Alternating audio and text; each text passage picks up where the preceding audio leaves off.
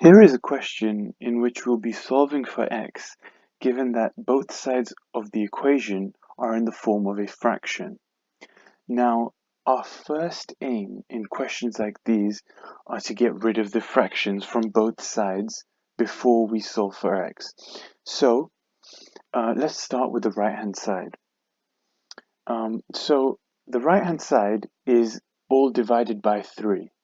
Now, we know that the opposite of division is multiplication, which means that we need to multiply the right-hand side by 3 so that they can cancel out. So let's go ahead and do this. So if we multiply the right-hand side by 3, we get 3 times x minus 4 over 3.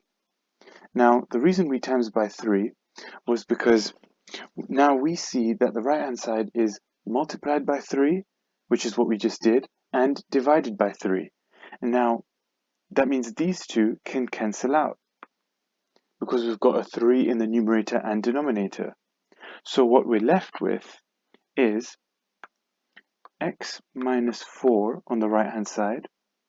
And now, on the left-hand side, we actually need to multiply this side by 3 as well, because we can't just multiply one side by 3, we need to even it out on the other side as well.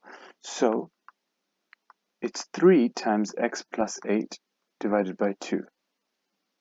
So just remember, anything you do to one side, you have to do to the other.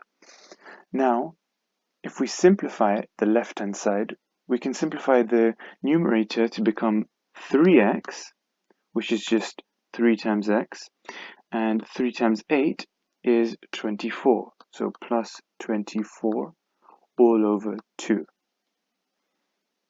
Now, we need to do the same thing on the left-hand side, what we did on the right-hand side to get rid of the denominator. So because the left-hand side is completely divided by 2, we'll now multiply it by 2. So 2 times 3x plus 24 over 2 equals, and as you know, we need to multiply both sides by 2. So 2 times x minus 4.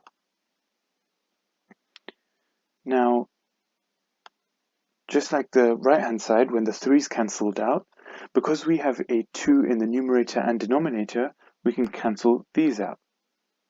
So what we're left with on the left-hand side is 3x plus 24 equals, and if we simplify the right-hand side by expanding the brackets, we get 2x, which is just 2 times x, and 2 times negative 4 is just minus 8. And now we can see that in our equation, we've completely gotten rid of the fractions, and now we can solve as we usually do. So we need to bring all of the x's on one side and the numbers on the other. So let's start with bringing all of the x's to one side. So I'm going to bring it to the left. Now, that means to get rid of the x's on the right, I need to subtract 2x.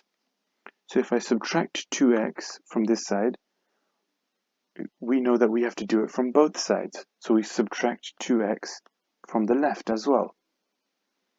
Now, what we're left with is 3x minus 2x, which is just x, 24 minus nothing, which is just still 24, 2x minus 2x, which is nothing, and minus 8 stays as it is.